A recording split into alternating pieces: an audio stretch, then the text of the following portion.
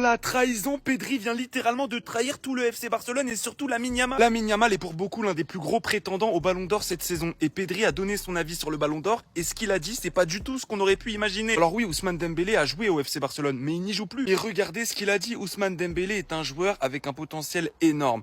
Il joue des deux pieds. Je ne sais même pas de quel pied il est, s'il est gaucher ou droitier. Il a marqué beaucoup de buts cette saison. Mais il faut qu'il dise directement, si pour lui le Ballon d'Or c'est Dembélé, il peut le dire directement parce que là ce qu'il dit pour moi c'est clairement Ousmane Dembélé mérite le Ballon d'Or, mais je peux pas le dire parce que j'ai Lamine Yamal dans mon club, mais en vérité Ousmane c'est mon pote et il mérite le Ballon d'Or. Il pourrait l'avoir que je serais pas choqué. Alors je sais les premiers degrés vont me dire mais oui mais qu'est-ce que tu veux qu'il dise? Il parle juste du joueur, il est pas non plus en train de dire qu'il mérite le Ballon d'Or, il dit des choses basiques, oui.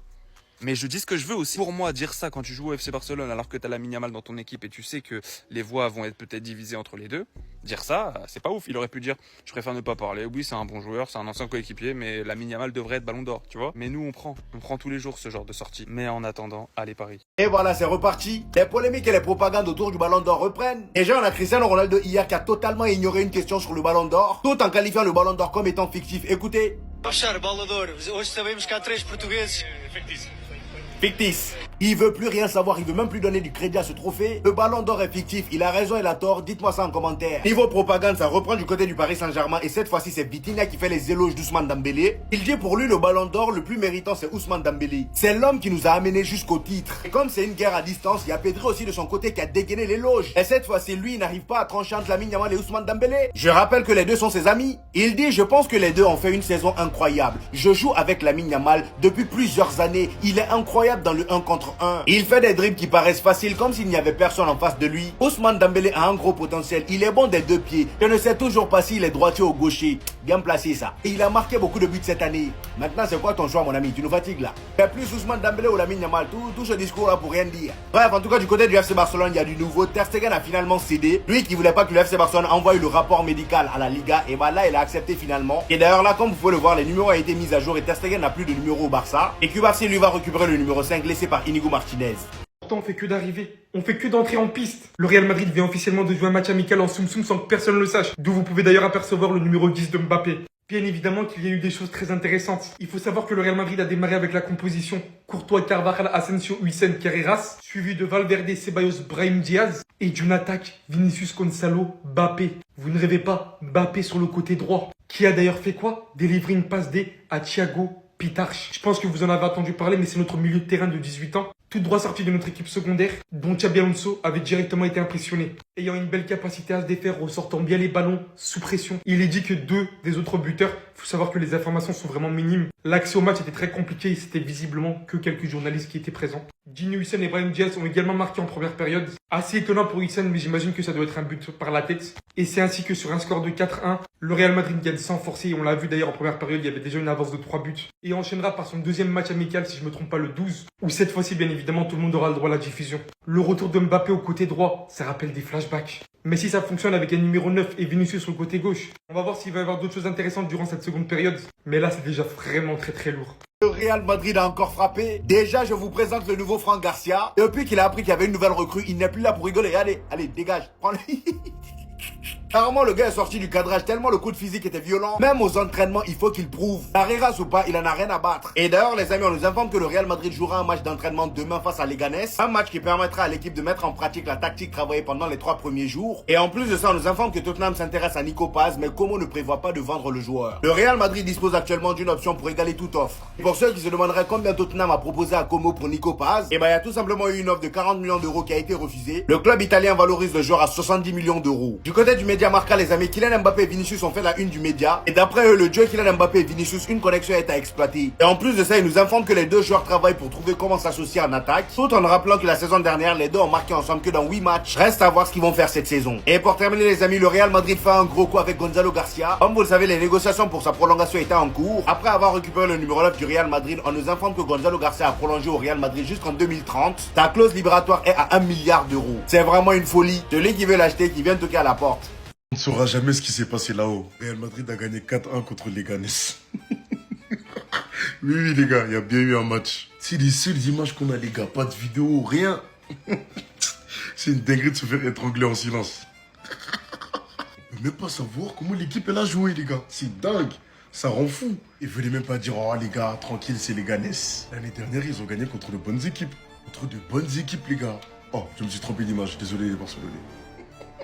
Kylian a mis son numéro 10 pour la première fois. J'espère qu'il a fait un bon match. Hein. Ça, c'était la compo du Real Madrid à la première mi-temps. Regardez bien la compo et dites-moi ce que vous en pensez. Petit Thiago a été convoqué avec l'équipe 1. Franchement, les gars, c'est une bonne nouvelle. On voit que Xabi Alonso s'intéresse beaucoup aux jeunes. Franchement, il a raison de faire tout ça parce qu'on ne sait jamais. On n'est jamais à l'abri des blessures. Donc, compter sur un jeune qui vient de la maison en plus, ça peut que nous faire du bien. Et pour finir, le 3e maillot du Real Madrid est disponible. C'est officiel. Franchement, les gars, il est dingue. Il est dingue. Il est vraiment, vraiment pas mal. Mais j'avoue, Vinicius, il les a éteints sur la photo. Guide madrilène, on vous donne la voix. Venez suivre, les gars. La saison 2025-2026 du Real Madrid a enfin commencé. On l'a commencé ce matin. Victoire 4-1 contre Leganés dans un match à huis clos. Je l'ai pas vu. Vous l'avez pas vu non plus. Personne l'a vu. Donc on va pas en parler. Mais on va parler de la saison prochaine quand même. Donc restez. Déjà, on a l'effectif au complet. Pas d'arrivée potentielle.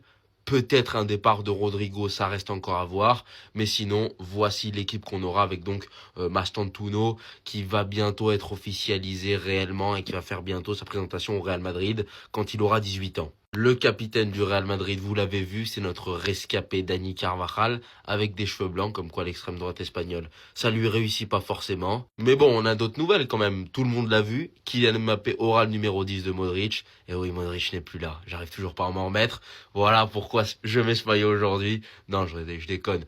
Mais en tout cas, on regardera les matchs de l'AC Milan, ne vous inquiétez pas aussi. Mais bon, c'est pas ça le sujet. Le sujet, c'est Endrick. Endrick qui va avoir le numéro 9, le 9 du Real Madrid, c'est donc Endrick. Les médias avaient pressenti Gonzalo Garcia, mais non, donc ce sera Endrick, ça a été officialisé sur le site du coup du Real Madrid. Et donc voilà, hein, si vous voulez un petit aperçu aussi, voici la compo qu'on a alignée donc contre les Ganes. Pas de Bellingham évidemment puisqu'il est blessé à l'épaule pour le début de saison et il est encore en convalescence, mais on avait du Dinulsen, du coup du Carvajal, Raúl Asensio. Une attaque Vini, Mbappé, Gonzalo. Gonzalo est dans le groupe professionnel. Ça y est, il a signé son renouvellement et son contrat professionnel donc au Real Madrid. Et il va récupérer, il me semble, le numéro 16 d'Endrick. À voir. Voilà.